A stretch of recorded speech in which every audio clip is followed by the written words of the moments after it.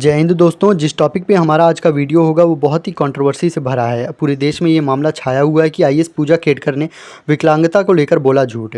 Probationary IAS अधिकारी पूजा खेडकर कथित तौर पर सत्ता के दुरुपयोग के कारण चर्चा में है। इस समय विवाद के बाद उनका पुणे से ट्रांसफर वशीम कर दिया गया है। महाराष्ट्र सरकार द्वारा सत्ता के दुरुपयोग की शिकायतों के कारण खेडकर जी का पुणे से ट्रांसफर वशीम ट्रांसफर कर दिया गया है। यह कदम पुणे कलेक्टर डॉक्टर सुहास दिवासे ने द्वारा मुख्य सचिव के लिखे गए पत्र के बाद उठाया गया है।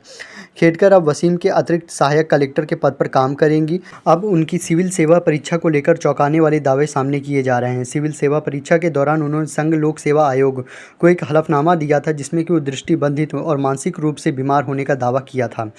खेडकर द्वारा बताई गई विकलांगताओं को इस्तेमाल करके यूपीएससी के दौरान उनका चयन तो हो गया था, पर अब उसमें कुछ चौंकाने वाले तथ्य सामने आ रहे हैं। इंडिया टुडे की रिपोर्ट के मुताबिक परीक्षा में कम अंक प्राप्त करने के बावजूद इन रियायतों के कारण उनकी परीक्षा पास कर ली थी और उन्होंने ऑल इंडिया रैंक 841 हासिल की थी। चयन के बाद यूपीएससी ने उनकी विकलांगता की पुष्टि करने के लिए मेडिकल टेस्ट को कहा था। खेडकर ने 6 अलग अलग मौकों पर इन टेस्ट में शामिल होने से इनकार कर दिया था। उनका पहला मेडिकल एग्जामिनेशन 22 अप्रैल 2022 को दिल्ली के एम्स में शेड्यूल किया गया था, पर लेकिन उन्होंने कोविड पॉजिटिव होने का दावा करते हुए टेस्ट के लिए जाने से मना कर दी। इसके बाद दिल्ली एम्स में और सफदरगंज अस्पताल में 26 मई और 27 मई को उनका मेडिकल एग्जामिनेशन होना था, लेकिन वहां पर भी वो नहीं गई।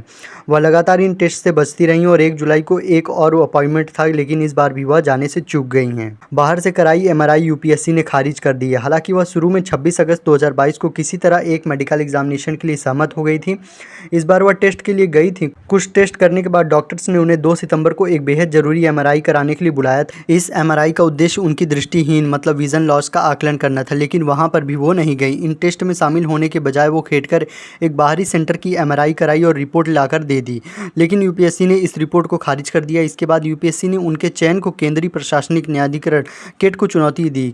इसके बावजूद बाद में वो उनके एमआरआई प्रमाण पत्र स्वीकार कर लिया गया। इसके बाद उनको आईएएस के पद पर नियुक्ति दे दी गई थी। संपत्ति को लेकर भी विवाद हो रहा है। रिपोर्ट के मुताबिक आरटीआई कार्यकर्ता विजय कुंभर ने कहा था कि पूजा खेडकर के पिता दिलीप खेडकर के चुनावी हलफनामे में उनकी संपत्ति 40 करोड़ रुपए बताई गई थी। उनके पिता की संपत्ति को देखते हुए खेडकर को ओबीसी नॉन क्रीमी लेयर का दर्जा पाने पर सवाल उठ रहे हैं। दिलीप खेडकर इस बार 2024 के लोकसभा चुनाव भी लड़े थे। कार्यकर्ता ने कहा कि ऐसी आय नॉन क्रीमी लेयर में कैसे आ सकती है। उन्होंने मानसिक रूप से बीमार होने पर भी और कई तरह के विकलांगताओं से ग्रस्त होने की बातचीत स्वीकार करी थी।